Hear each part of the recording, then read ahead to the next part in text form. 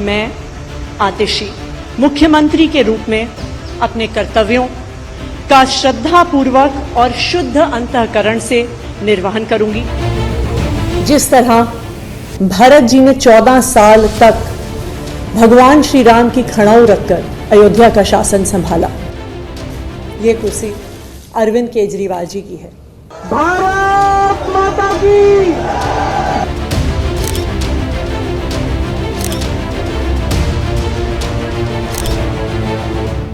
Namaskar, hello and welcome.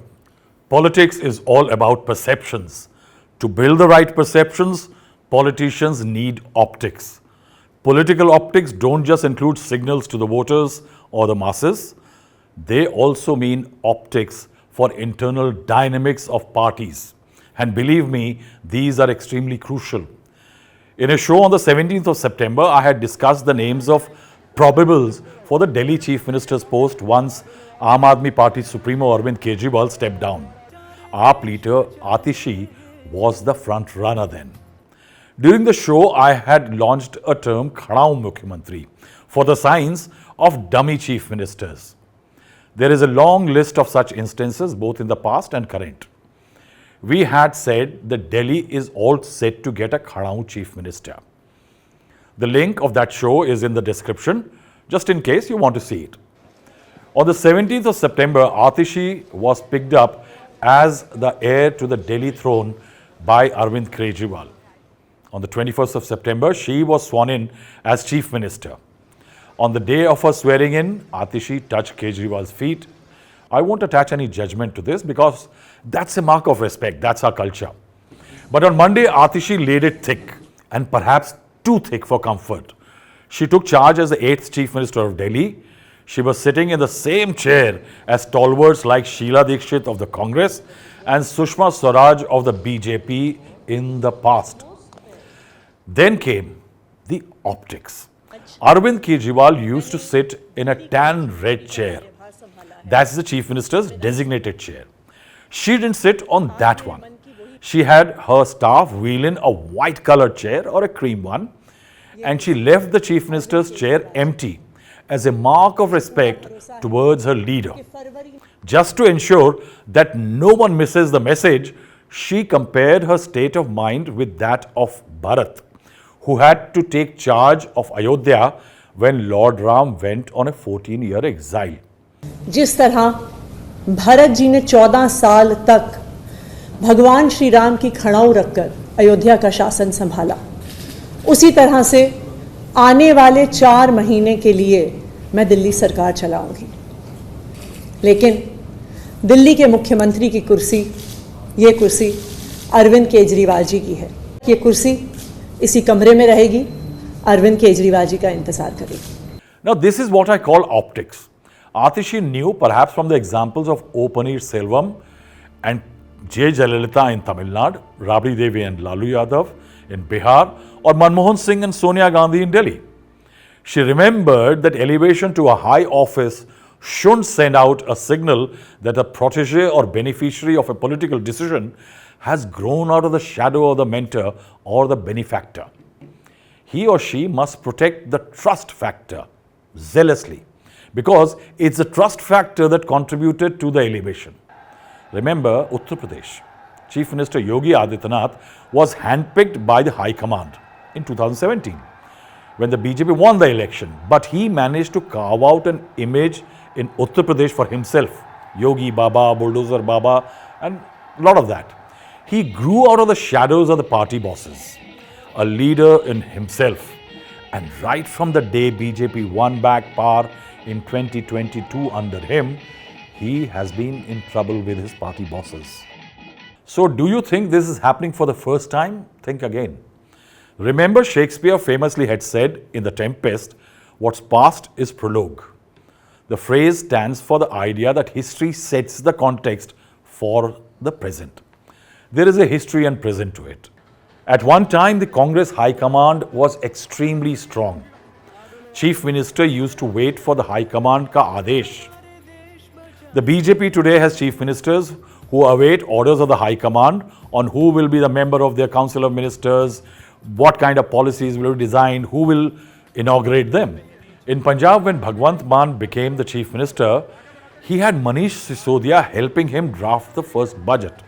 Delhi government officials loyal to Arvind Kejriwal used to travel to Punjab to help the state government. But closest to Atishi's Bharat Act comes O Panneerselvam, the three-time chief minister of Tamil Nadu.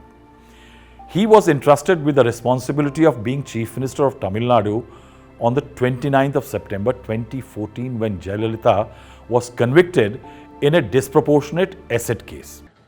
He faced criticism for being a Benami chief minister by the opposition DMK. To prove his loyalty to J Jayalalithaa, he didn't sit in the chief minister's room in the secretariat, leave alone the chief minister's chair. In the state assembly, he did not sit on the two-seater bench designated for the chief minister. Why?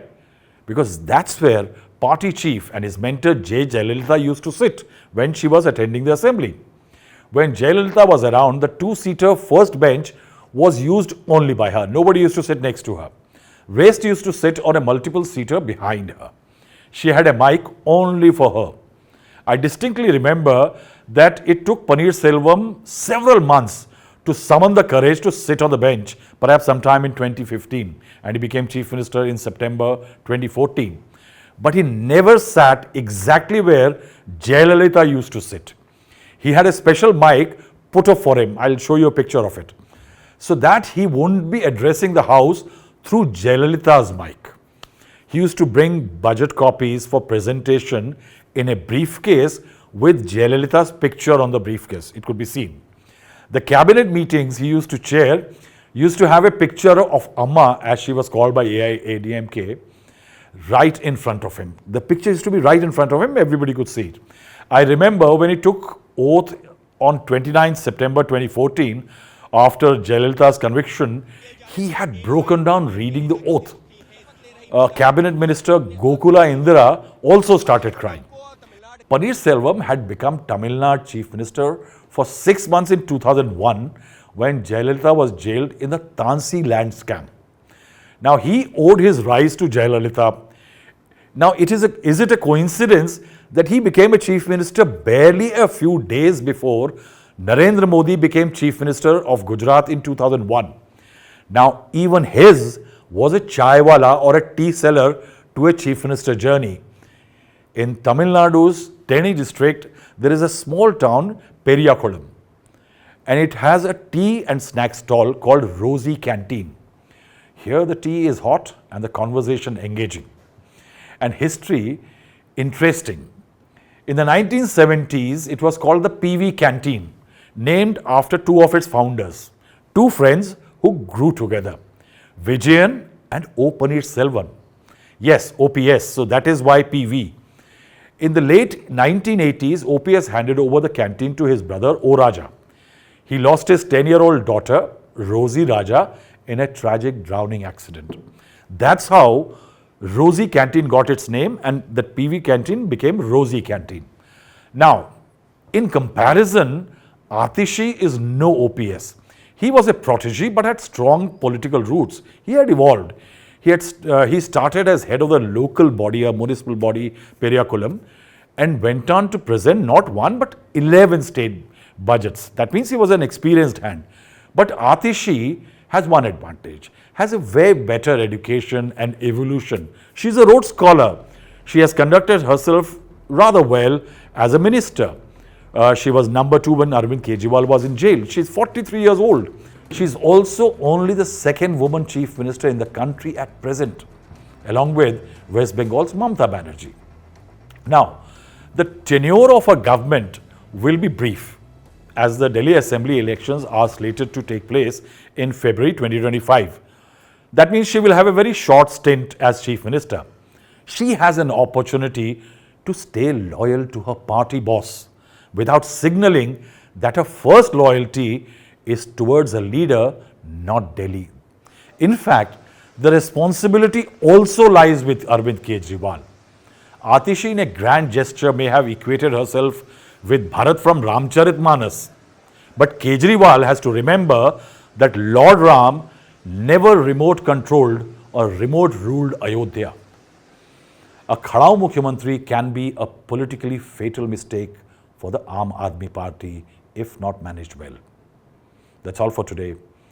If you like us, please press the buttons, comment and subscribe to Jist.